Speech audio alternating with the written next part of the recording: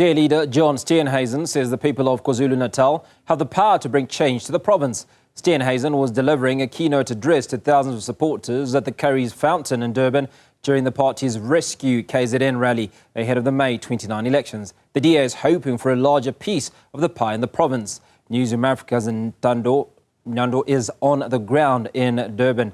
Ntando, good to catch up with you this afternoon. Just bring us up to speed with what's transpired throughout today as the DA is on this campaign rally.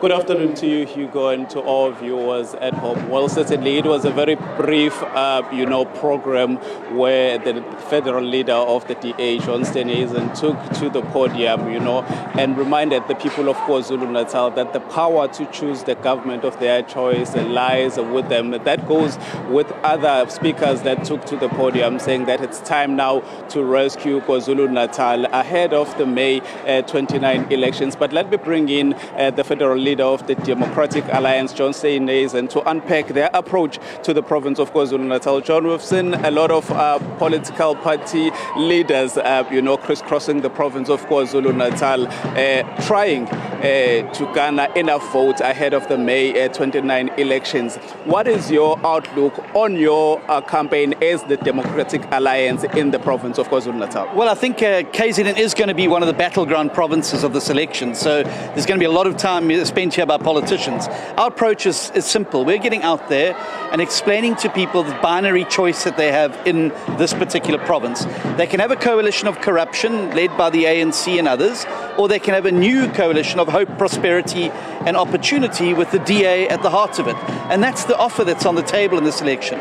We can beat unemployment in KwaZulu-Natal. We can beat hunger, we can beat poverty, and we can beat corruption. But we can only beat it if we're in government. And that's the hopeful message that we're giving to people here in KwaZulu-Natal. The things don't have to be like they are. We can change them, but we must use the power of our vote to change it. You are leading the uMngeni municipality. During your campaign, what has been the response from the public here in KwaZulu-Natal? Are they having confidence in the Democratic Alliance and what you stand for ahead of the elections? Well, I think having an outright majority in uMngeni municipality has given the Democratic Alliance something that we've never had before, which is a beachhead in KwaZulu-Natal, where we can demonstrate the DA difference. And if one looks at the outcomes in uMngeni, in just a short time since the DA under Mayor Chris Pappas and his team have been in control there, audit outcomes are improving. The municipality has gone from a debt situation to a situation where it has money in the bank. Services are being delivered, potholes are being fixed, infrastructure is being developed. And I think that gives the rest of the KwaZulu-Natal confidence when they look at uMngeni and they see the difference that Chris Pappas has made in just a short time as mayor, and they can then feel and see the difference that could happen if Chris Pappas was the premier of the whole of KwaZulu-Natal, so we could bring our model of delivery, of accountability and of achievement to the whole province, not just uMngeni municipality.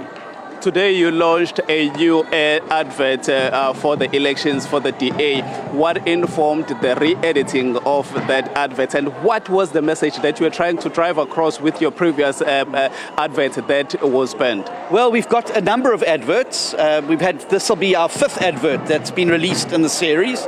This advert is the GOTV advert. It's a message of hope and opportunity to set out South Africans what they can expect under a DA-led government, and using imagery and scenes from where the DA already governs and setting out some of our key manifesto promises. Our advert around the flag was designed to show people the binary choice that faces them in this election. Our country is already burning. Our parliament has burnt to the floor. Our economy is burning. We've got people living in poverty. We've got people living without jobs. And if the current trajectory continues, and if the ANC continues in power as part of a doomsday coalition, we're going to see far more of our country turning to ashes. The advert sets out the binary, because at the end of the advert, it shows how we can give full restoration to the South African dream, epitomized by that beautiful flag, which shows that if you vote for the DA and you vote for the alternative, that you're going to be able to see our country progressing and moving forward together. And that was the theme of this ad. This advert is now the GOTV advert that you saw today. Positive message about how we're going to get the country moving forward. You're saying you don't want to be part of the coalition of corruption.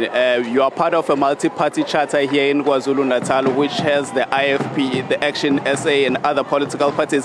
Are you worried or are you scared of the emergence of uMkhonto weSizwe and what it is doing in the province of KwaZulu-Natal and elsewhere in the country? No, we're not scared at all. It's a huge help to the multi-party charter because they're devouring ANC branches and constituencies and structures, and they're devouring ANC voters, which means they will help to bring the ANC below 50%, which opens the door then for the multi-party charter parties to consolidate their votes and get over the 50% plus one mark in KwaZulu-Natal to allow us to get into government so we can start turning this province around quickly.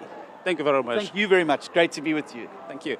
That is the federal leader for the Democratic Alliance, John Steenhuisen, saying that they're not scared of smaller parties. They're not scared at the emergence of uMkhonto weSizwe here in the province of KwaZulu-Natal. They're willing to work with like-minded parties to try and bring the ANC below the 50% when it comes to votes after the May 29 elections. With that, it's back to you for now, Hugo.